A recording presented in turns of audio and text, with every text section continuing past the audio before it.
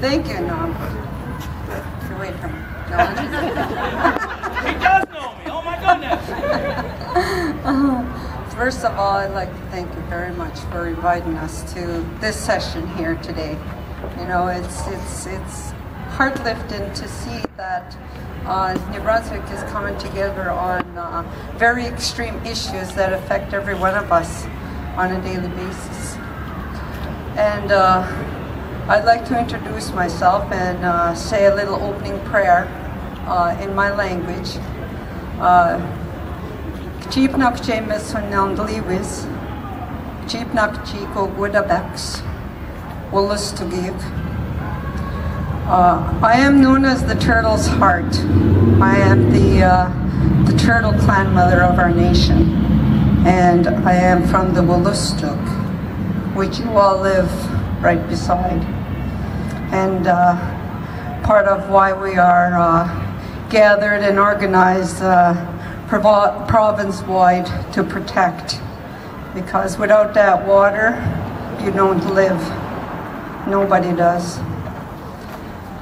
So I was voluntold about 10 minutes ago to come up and say a few words. And at times I kind of got to laugh at myself because my words can be very harsh, especially when I talk about the industries, corporations, and the provincial and federal governments in their inability to see what the New Brunswick people see, along with our people. And I welcome you to our territory, the Wolastoqey. And the Wolastoqey is the beautiful and plentiful river. That's the true meaning of that word. And when I think about the destruction that they're trying to bring into our territory, it really saddens me at the beginning, especially because I couldn't understand why somebody would want to destroy life, you know, and the destruction that's coming our way is going to do that. It's exactly going to do that. So we've been working diligently towards preventing this from happening, and because of who we are, we do exercise process and procedures in our dealings with the bureaucrats and the industries and corporations. And we've been going through that process for quite some time now. But they're slow. They're very slow in any response to us.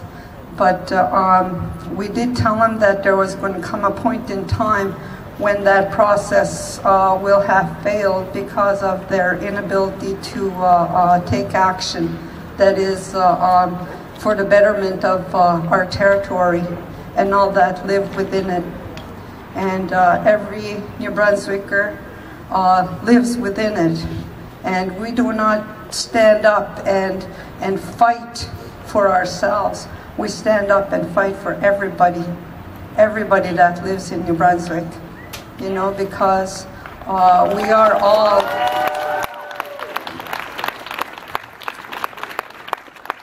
all descendants of the treaties of peace and friendship.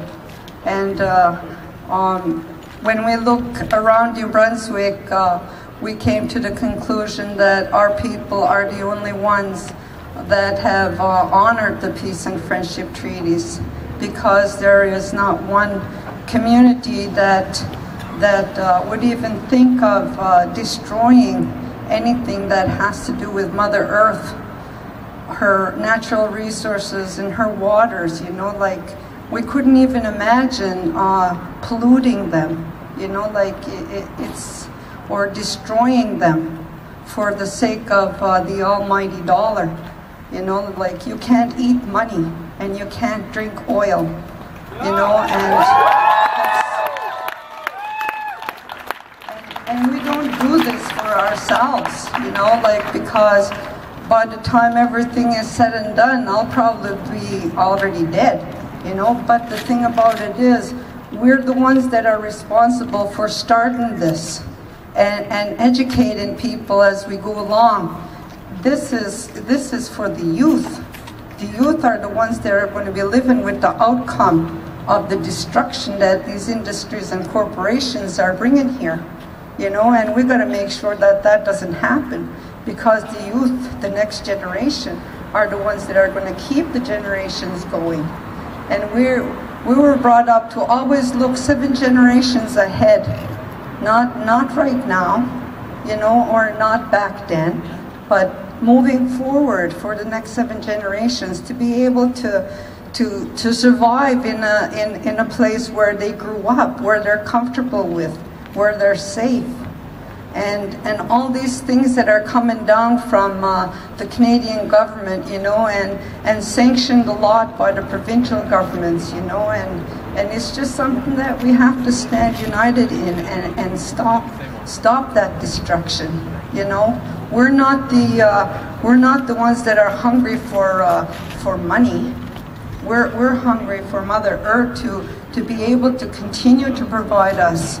You know, like everybody eats vegetables, everybody eats meat, you know, like, and if that destruction comes here, like you're going to be eating that, oh, I don't know what they call that person or whatever that is, Monsanto or something like that, genetically grown foods. Like, can you imagine serving your children genetically grown foods? I can't even contemplate that. I just can't. Like, it's too heartbreaking for it to continue. So from when we first started voicing against the destruction until probably, well, the way I am is like I'll fight to the death on this one, and we don't back down. Yeah, we will kill that bill, that terrorist bill. Like everybody that I'm looking at right now, like, you guys don't look like terrorists to me. Like, I don't know you, but you know, like, what does a terrorist look like? Apparently, this is what a terrorist looks like. This is what democracy looks like! Exactly. You know, and when we took over the hydro dam on my community, for the injustice that it created for my community, we were on the top of CSIS list that year. And I don't care. CSIS can put us right up on top of the pedestal. It don't matter to me. What matters to me is saving this earth and the territory, the water, the land, the resources. That's what's important. That's what matters to me. Because it's not for me. It's for the next 7 generations.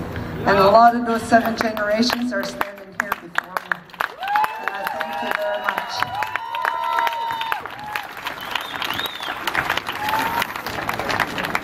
Thank you, Mother Clan Hart. Oops, what the heck? Yeah.